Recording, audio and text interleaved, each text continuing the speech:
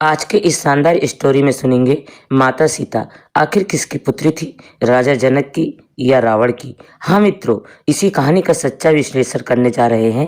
Video शुरू करने से पहले अगर आप चैनल पर नए हो तो वीडियो को लाइक और चैनल को सब्सक्राइब अवश्य कर लें और बेल आइकन घंटी को प्रेस जरूर करें। माता सीता राजा जनक को खेत में हल चलाते समय पर प्राप्त हुई थी, लेकिन वे कलश में वे कैसे पहुंची थी, यह एक रहस्य है। दोस्तों, आपसे बता दें कि अद्भुत रामायण में सीता की इस रहस्य की पर्दा उठाया गया है। तो आज के इस वीडियो में आप सभी को इसकी पूरी वृत्तांत की कहानी सुनाएंगे। मित्रों, पौराणिक कथा के अनुसार सीता माता मिथिला नरेश जनक की पुत्री थी। एक बार जब राजा जनक के राज्य में अकाल पड़ गया था तो उन्होंने आशु को सलाह के स्वयं वे खेत जोतना आरंभ कर दी ताकि उनके इंद्रदेव की राज्य पर कृपा हो सके। इस दौरान उनका हल एक धातु से जाकर टकरा गया। उस स्थान पर राजा जनक को एक सोने का कलश प्राप्त हुआ जिसमें एक सुंदर कन्या प्राप्त हुई। राजा जनक की कोई संतान नहीं थी, इसलिए उन्होंने कन्या को पुत्री के रूप में मान लिया और उसका नाम सीता रख दिया। इस प्रकरण से यह स्पष्ट होता है कि सीता का असली पिता राजा जनक तो नहीं थे। तो दोस्तों, सवाल यह उठता है कि सीता उस कलश में कैसे आई और कौन थे उनके असली माता पिता। इसका जवाब अलग अलग भाषा में लिखी गई है और कथाओं में भी इसका वर्णन किया गया है। दोस्तों, अद्भुत रामायण के अनुसार त्रेता युग में जब लंकापति रावण तीनों लोकों पर अधिकार कर रहा था या चाह रहा था, तब कर रहा था, तब उसके तप से उत्पन्न तेज के कारण सारा संसार जलने लग गया। इससे चिंतित होकर तमाम देवगण ब्रह्मा जी के पास पहुंचे और उन्होंने संसार को बचाने के लिए प्रार्थना की। तब ब्रह्मा जी रावण के पास पहुंचे और उससे वर मांगने को कहा। रावण ने कहा, मुझे अमर होने का वरदान दीजिए। जब ब्रह्मा जी ने अमृत का वरदान देने से मना कर दिया, इसके बाद रावण बोला कि मुझे ऐसा वर दीजिए जिससे कि मुझे सुर असुर पिशाच नाग किन्नर या अप्सरा कोई भी मार ना मार सके। रावण ने कहा, जब मैं अज्ञानता में अपनी ही कन्या पर आसक्त हूं तब मेरी मृत्यु हो। रावण को यह वरदान देकर ब्रह्मा जी ब्रह्मलोक को चले गए। रावण ने अपने वरदान में मनुष्यों द्वारा न मारे जाने का वर नहीं मांगा, क्योंकि वह मनुष्य को तुकर्ण समझता था। ब्रह्मा जी के वरदान पाकर रावण खुद को सर्वशक्तिमान मानने लगा।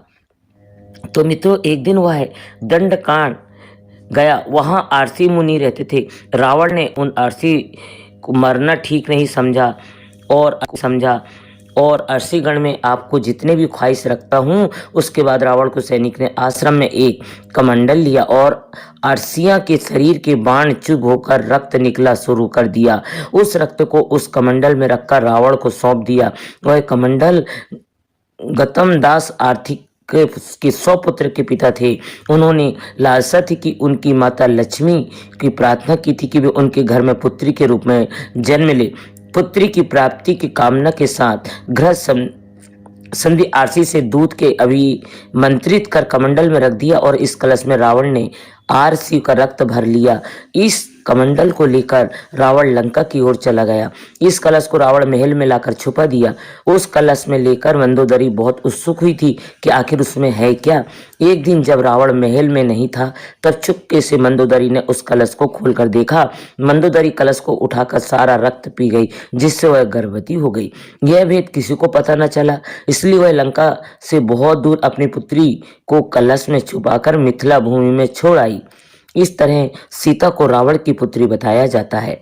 देवी सीता के जन्म की तीसरी कथा वेदवती नाम की एक ब्राह्मण कन्या से संबंधित है, जिसका उल्लेख ब्रह्म वैवर्त पुराण में मिलता है। इसका कथा में बताया गया है कि एक समय वेदवती भगवान विष्णु को पति के रूप में पाने के लिए तपस्या कर रही थी। हिमालय पर भ्रमण करते हुए रावण की नजर वेदवती पर गई और वह कामा हो गया। रावण ने वेदवती का हाथ पकड़ लिया और जबरन संबंध बनाना चाहा, लेकिन वेदवती ने रावण से खुद को छुड़ा लिया और पर्वत की खाई में कूद गई।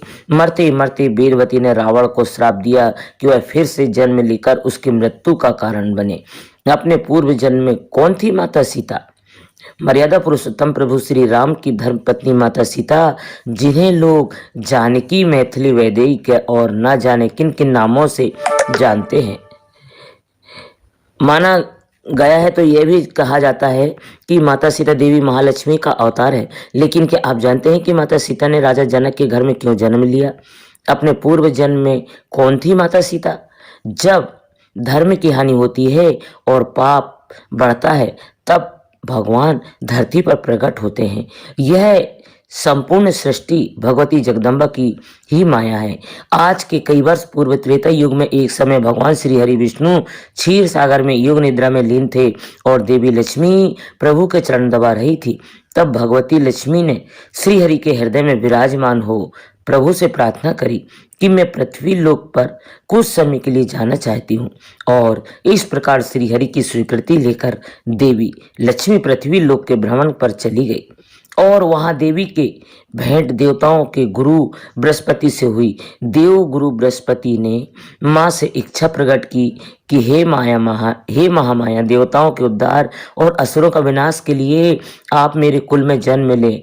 इस प्रकार देवी लक्ष्मी ने बृहस्पति के पुत्र ब्रह्मा राशि कुश ध्वज की पुत्री के रूप में जन्म लिया और अपने जन्म के कुछ बाद ही उस कन्या को वेदों का ज्ञान हो गया था, इसलिए उस कन्या का नाम वेदवती रखा गया। वेदवती एक बहुत ही सुंदर कन्या थी जो भगवान विष्णु की परम भक्त थी। वेदवती अपनी भक्ति में इतनी लीन हो गई कि भगवान विष्णु से प्रेम करने लगी। अपने मन में श्री हरि से विवाह की इच्छा की कठोर तपस्या करने लगी। पालन करता श्री हरि ने वेदवती को दर्शन देकर कहा कि इस विष्णु स्वरूप में मैं आपकी यह मनोकामना पूर्ण नहीं कर सकता, किंतु अगले अवतार में मैं आपकी मनोकामना पूर्ण होने का वचन देता हूँ। पर देवी वेदवती तो पुनः श्री हरि के ध्यान में लीन हो गई और फिर एक बार उस स्थान पर परम शक्तिशाली असुर रावण यहाँ से गुजर रहा था और उसकी नजर वेदवती पर पड़ी। रावण ने वेदवती से विवाह का प्रस्ताव रखा और वेदवती के अस्वीकार करने पर उसने वेदवती के केस पकड़कर अपमान करना चाहा, किंतु पर पुरुष का स्पर्श पाते ही वेदवती ने तत्काल अपनी देह को भस्म कर रावण को श्राप दिया कि मेरे ही कारण तेरी मृत्यु होगी, मैं ही तेरे अहंकार और संपूर्ण कुल का सर्वनाश करूंगी। फिर क्या था, वेदवती ही अब अगले जन्म में मिथिला नरेश जनक की पुत्री सीता के रूप में प्रकट हुई। मिथिला नगर में भयंकर अकाल के कारण जब सूखा पड़ा तो वहां के दुख दूर करने मिथिला नगर में साक्षात वेदवती ने माता सीता का रूप धारण कर एक छोटी कन्या के रूप में जन्म लिया, जो राजा मिथिला के नरेश जब हल चला रहे थे उसी समय माता सीता वहाँ प्रकट हुई। इस तरह भक्तों यह कहानी पूरी हुई। आपको कैसी लगी कमेंट बॉक्स में ज़रूर बताएं। धन्यवाद दोस्तों।